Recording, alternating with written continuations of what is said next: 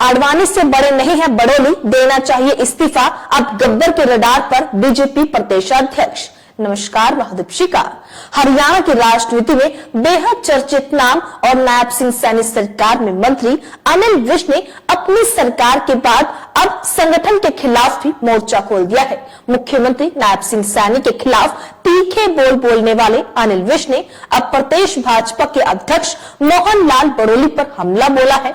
अनिल विज ने कहा कि बड़ोली को प्रदेश अध्यक्ष का पद छोड़ देना चाहिए। यहाँ ये बताना जरूरी है कि बड़ोली पर दुष्कर्म के आरोप लगे हैं। आप भी सुनिए क्या कुछ कहा अनिल विज ने। जब तक वो निर्दोष साबित ना हो जाएं, हमारे बड़े बड़े नेता उनके ऊपर आरोप लगे थे। अडवाणी जी के ऊपर किसी ने डायरी में नाम भी आया था कोई, उन्होंने त्याग पत्र दे दिया था।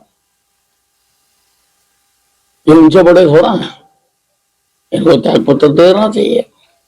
क्या बात है सर, दे क्यों नहीं रही? जब पार्टी का इतना आप जैसे सीनियर लोग ही आरोप लगा रहे हैं कि उनको देना चाहिए। अगर किसी दूसरी पार्टी में ऐसा मामला देखो, पार्टी की पवित्रता को बनाए रखने के लिए,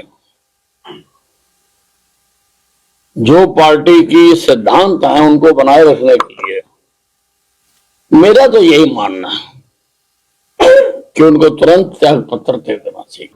तो सुना आपने, दरअसल अनिल विज ने रविवार यानी कल गोहाना में पत्रकारों के साथ बातचीत के दौरान कहा कि मोहन लाल बड़ोली पर धारा 376D गैंगरेप के तहत आरोप है, ऐसे में वो महिलाओं की बैठक नहीं ले सकते। विज ने कहा कि हमारे बड़े बड़े नेताओं पर भी आरोप लगे थे, अडवाणी पर भी आरोप लगे थे, उनका नाम आया था और उन्होंने त्याग पत्र दे दिया था। मोहन लाल बड़ोली उनसे बड़े तो नहीं है, उन्हें त्याग पत्र दे देना चाहिए।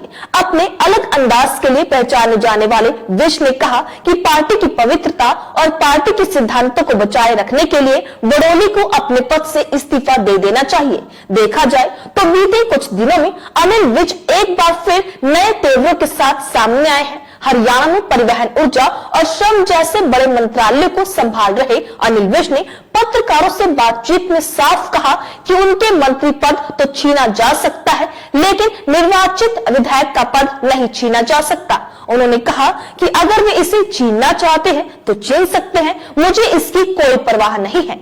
अनिल विज ने आगे कहा कि मुख्यमंत्री नायब सिंह सैनी मंत्री की बात सुने और सरकार को ढंग से चलाए। विज ने साफ तौर पर कहा कि वे चुप ना बैठे हैं और ना ही बैठेंगे, जो गलत है उसे ठीक करेंगे। बता दें कि इससे पहले रोहतक में कार्यक्रम के दौरान फिर उनकी अपनी ही बीजेपी सरकार से नाराजगी नजर आ रही है।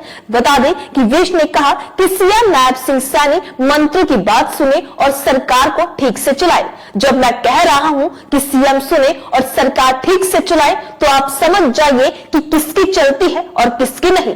ऐसे में उनका इशारा प्रदेश की अफसरशाही की तरफ समझा जा रहा है। विज ने इस दौरान मंत्री पद छोड़ने, अंबाला में डीसी को बदलने और सीएम न बन पाने की टीस समेत कई सवालों के जवाब खुलकर दिए। ऐसे में अब बड़ा सवाल यह है कि क्या अनिल विज की नाराजगी बीजेपी दूर कर पाएगी? देखा जाए तो अनिल विज हरियाणा की राजनीति के बड़े नेता हैं। वे 7 बार विधायक का चुनाव जीत चुके हैं। अनिल विज आरएसएस के छात्र संगठन अखिल भारतीय विद्यार्थी परिषद से होते हुए राजनीति में आए थे। वे हरियाणा भाजपा युवा मोर्चा के प्रदेश अध्यक्ष रह चुके हैं। यहाँ तक कि अंबाला कैंट सीट से निर्दलीय चुनाव भी जीत चुके हैं। देखना होगा कि पार्टी अनिल विज के बागी तेवरों को कैसे शांत करा पाएगी। आपको क्या लगता है? अपनी राय कमेंट बॉक्स में लिखकर हमें जरूर बताइएगा। इसी तरीके से देश और दुनिया से जुड़ी हर छोटी से बड़ी अपडेट के लिए FBN यानी फ्रंटलाइन ब्रेकिंग न्यूज के साथ बने रहिएगा। धन्यवाद।